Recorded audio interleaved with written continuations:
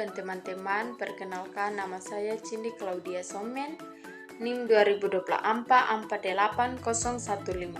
Di sini saya akan menjelaskan definisi belajar dan pembelajaran menurut para ahli. Dan saya akan memberikan kesimpulan tentang definisi belajar dan pembelajaran menurut para ahli. Belajar menurut para ahli. Menurut Skinner, belajar adalah proses perubahan tingkah laku sebagai hasil dari pengalaman atau latihan. Dan menurut Gartner, belajar adalah suatu proses yang melibatkan perubahan dalam kemampuan seseorang yang relatif permanen, bukan hanya disebabkan oleh pertumbuhan biologis. Dan menurut Piaget, belajar adalah proses aktif yang dilakukan individu untuk membangun pengetahuan melalui interaksi dengan lingkungan.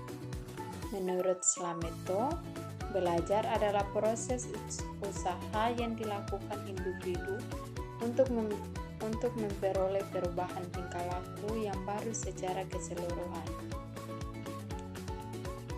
Sebagai hasil pengalaman individu itu sendiri dalam interaksi dengan lingkungan. Definisi belajar menurut para ahli. Menurut Sudiana, pembelajaran adalah proses yang dilakukan oleh pendidik untuk membantu peserta didik memperoleh ilmu pengetahuan, keterampilan, dan sikap melalui berbagai metode.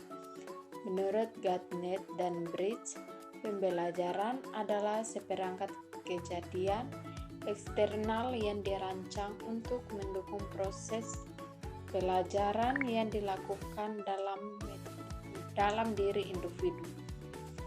Dan menurut Mierso, pembelajaran adalah usaha yang sistematis untuk menciptakan kondisi agar peserta didik dapat melakukan proses belajar secara optimal.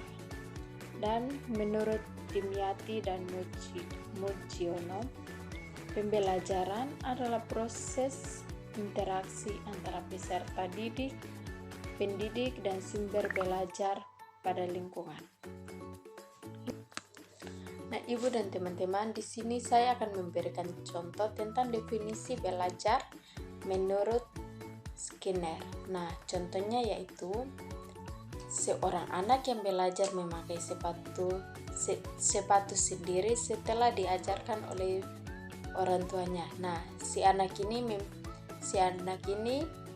mengalami perubahan dari yang tidak tahu memakai sepatu sampai jadi tahu memakai sepatu. Kedua, contoh dari definisi belajar menurut Gartner. Nah, contohnya yaitu seseorang yang belajar mengetik 10 jari akan semakin cepat dan tepat mengetik seiring dengan latihan yang dilakukan setiap hari. Nah, itu adalah contoh definisi belajar menurut Gartner. Dan kalau menurut Piaget, contohnya yaitu anak kecil yang awalnya menyebut semua hewan berkaki 4 sebagai kucing, mereka belajar membedakan antara kucing, anjing, dan kambing setelah diberi penjelasan. Selanjutnya saya akan memberikan contoh definisi pembelajaran menurut Gartner dan Bridge.